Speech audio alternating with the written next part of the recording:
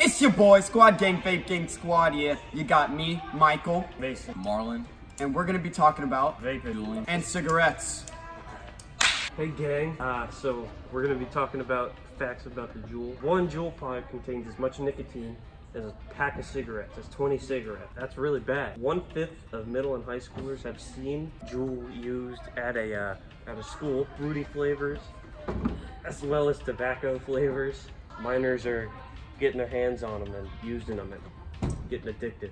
What are the effects of vaping on the respiratory system? It hardens the bronchioles and alveoli in the lungs, which won't let oxygen circulate throughout the blood, which causes a lot more problems such as heart disease.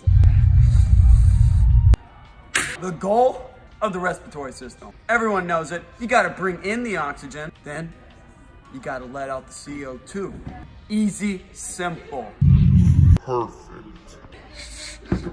Get that out of here. All right, consequences if you don't function at max capacity. You know, your lungs, they always gotta be breathing in air. So, what you're gonna get? Shortness of breath. No one wants shortness of breath. That's gonna mess you up. Rapid breathing, we don't want that. You're gonna hyperventilate, you're gonna die. Next, you got arrhythmia, irregular heartbeat. You don't want that. The heart doesn't get enough oxygen, so it starts beating all the time. You don't want that. That's gonna make you have a heart attack. Next, you got the bluish color of the skin. Like I'm getting right now since I'm upside down, that doesn't feel so good. Get blue lips, blue skin, all that type of stuff. Then, you got extremely sleepiness and confusion. You know, you're not getting enough oxygen, so you're gonna get sleep apnea and all that type of crap. No one wants that. You don't wanna lose sleep. All right, diseases associated with vaping. We all know vaping's not the best thing in the world. If you're gonna vape, you gotta be careful with the consequences. You know, it can cause coughing, trouble breathing, all that type of stuff. We've already gone over that on if you're not functioning at max capacity. One thing we didn't go over is the wet lungs. So one thing you're not supposed to do is you're not supposed to breathe in water, but with the process of vaping, you start breathing in water because it is water vapor. And this can lead to something, it leads to inflammation of the lung, which can lead to other things. And it can lead to something like bronchitis, emphysema, if that's how you pronounce it, and heart disease. Since e-cigarettes also contain some toxic chemicals, there is no reason to not believe that it could do something later on in your life. Think about JUUL. Since it's so new, we don't know all the information that can come along with a full generation of using tobacco. You had decades and decades of information about what they do to a person. Squad Gang, Vape Gang Squad here, talking about the difference between a JUUL and a cigarette. A JUUL uses a battery to warm up juice to turn it into vapor, which, you know, you breathe in. Cigarette, light it on fire, and the actual smoke goes into your lungs. You exhale. So, you know, vaping becoming very popular in high schools and even middle schools today. It's a very growing trend. People are peer pressured into doing it. They think it's cool. You know, they think it tastes good. You got all your flavors, and people become addicted to it. Is the use of e-cigarettes and JUULs a healthy alternative to smoking cigarettes for teenagers? Well, that's a great question. I mean, it does cause some secretism and lying to the parents, but that's not really a big deal. See, although the main thing in vaping, leading cause, you know, you can get wet lung and all that crap like that. Is it healthy? Not necessarily. Is it healthier than smoking tobacco? Well, you aren't smelling like a pig all the time, so that's what I'm saying. It's also, you know, sometimes considered as a gateway drug. You know, you get the vape in, go to alcohol, next you know, you're a heroin addict. So that's sometimes the way it happens. You win some, you lose some. Don't vape, don't get addicted. Vape, live a sick, cool life, I guess. Yo, it's your boy MP. Here we go. All right, do you think it's reasonable for laws to limit the purchase of 18 plus? So, you know, purchasing JUULs. You can't do it unless you're 18 plus. So, you know, is this a good thing? Is it a bad thing? Well, I think it's not that bad. I mean, if your parents want you to have an addiction, they can get it for you. But also it creates a dealer relationship, kind of, sort of. It makes it so that there are dealers at schools giving little kids the ability to purchase JUULs, and that creates secretism, and it's kind of like morally and justifying the children and all that. So that's my opinion. Thank you.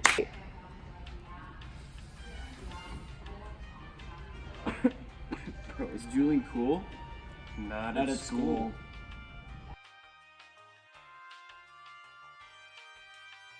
What is the difference between a JUUL and a cigarette? I mean, I don't know. JUUL's like, they've got like the fancy logo where you got like the J and the L and it's like curves.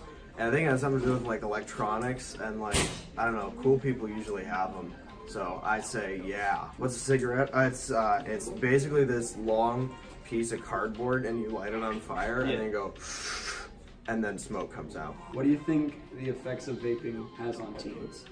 I think for all of us, one of our natural inclinations is towards self-preservation, and whenever you're involved in something that maybe is culturally or relationally taboo, like within your family, that it can have a lot of effects on you, really outside of your physiology.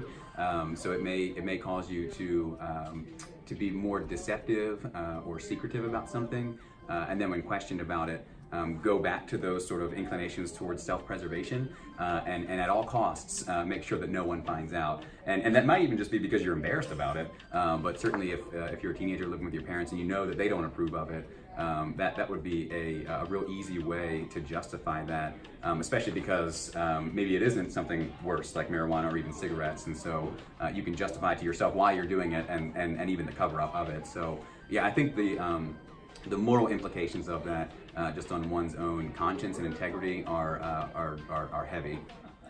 Is the use of e-cigarettes and JUULs a healthy alternative to smoking cigarettes for anyone? So what the government says and what the FDA says is that a single pod of JUUL is the same thing as one packet of cigarettes. And their studies show that that is true. But if you are a cigarette smoker who likes to smoke cigarettes, you usually go through 2 packets in one day, as in if you use a JUUL pod, those usually take up to 3 days for you to use up an average JUUL pod. And so in my opinion, if you are using e-cigarettes for the purpose to quit smoking 2 packets of cigarettes to just 1 JUUL pod every 3 days, then I guess it is a good use.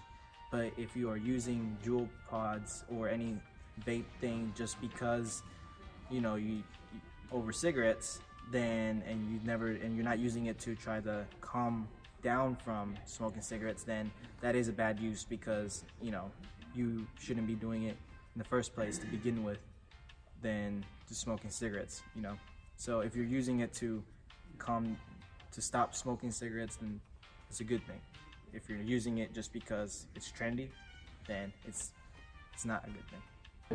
Do you think it is reasonable that the law limits the purchase of vaping products to 18-year-olds and older? Yes, because it puts a little bit of a block on minors purchasing addictive substances. However, I don't think that it's really enough, because people who are over 18 can easily purchase nicotine-containing products for younger age groups. And I think that in order to keep these products out of the hands of younger people, what they should do is they should get rid of the flavors such as cotton candy and cherry, and make it so that only flavors such as tobacco are available, which appeal to older age groups.